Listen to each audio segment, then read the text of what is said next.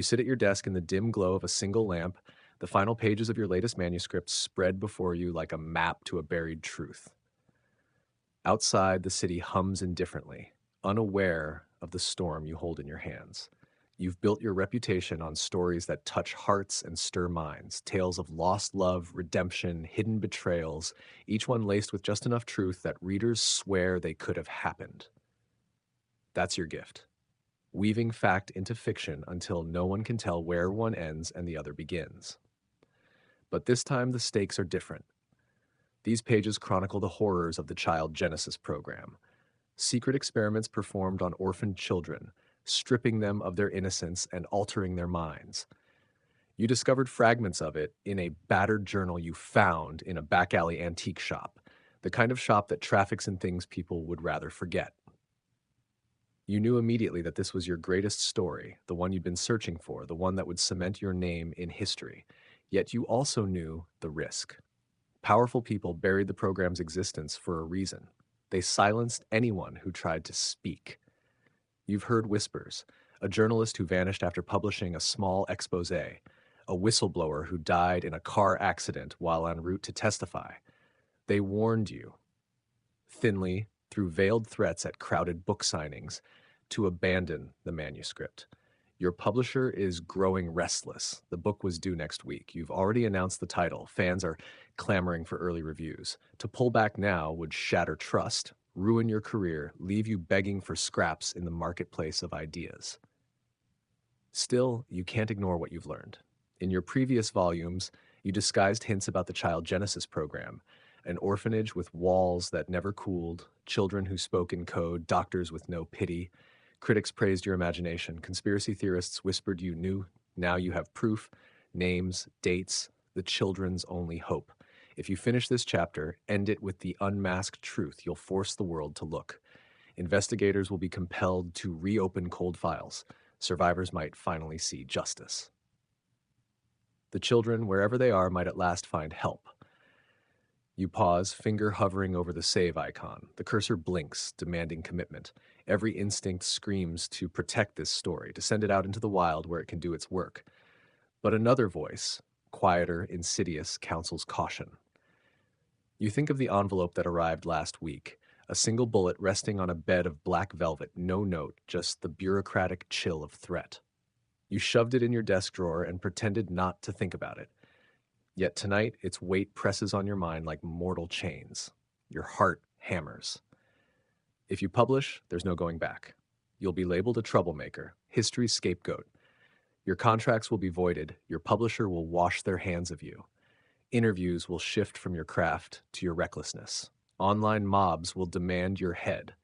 Worse, the people who still control this secret could come for you. They're patient. They have resources. They won't stop until your silence is total. But if you kill the chapter, bury the pages, redact the names, you save yourself. You keep your status, your comfortable routine of research, writing, acclaim. You'll tell a different story next time. Something safe, a haunted lighthouse, a wartime romance. But can you live with that? Every morning you'll wake up and know you betrayed your own moral code. You'll wonder if somewhere in the world a frightened child is crying out and the only person who could help chose safety over salvation. You close your eyes and remember the faces you've conjured in your mind. A boy with hollow eyes who whispered his name was Micah. A girl named Lena who hummed lullabies to calm herself when the needles came. You remember the secret code they used to write messages in the margins of a notebook, coordinates to a hidden basement. You've traced those coordinates. You've walked through the rusted door. You saw the overturned cribs, the shattered glass vials. You felt the cold breath of a question hovering in the darkness. If you spoke up, would it save them in time? Your fingers tighten on the pen. You open the manuscript and begin to type a single line. They called it progress, but progress had the face of a child. The words taste bitter. You stop.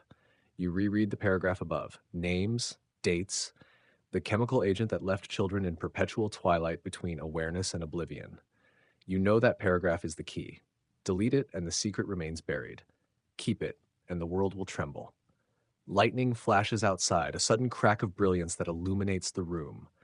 For a heartbeat, you feel an odd clarity, as if the universe itself is holding its breath.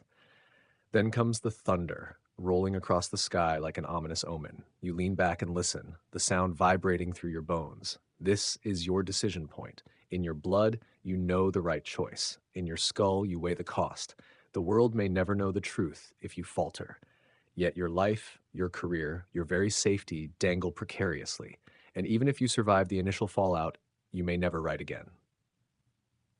Your voice could be silenced by fear, forever lost to the shadows you've dared to expose. You glance at the clock. Midnight approaches. Dawn could bring headlines.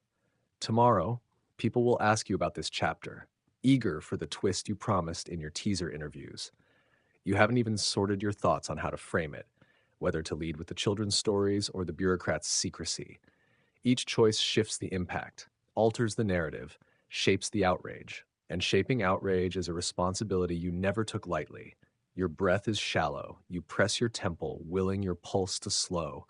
You think of your old mentor who once told you that a story only matters if it changes something. You think of the children. You think of your own hands, steady enough to write this truth, but trembling at the thought of consequences. The rain begins to patter against the window, a soft, insistent rhythm. It sounds like a chorus calling you to action. You lean forward, fingers poised over the keys. The blank line in your document glares up at you, a chasm between silence and revelation. What do you do?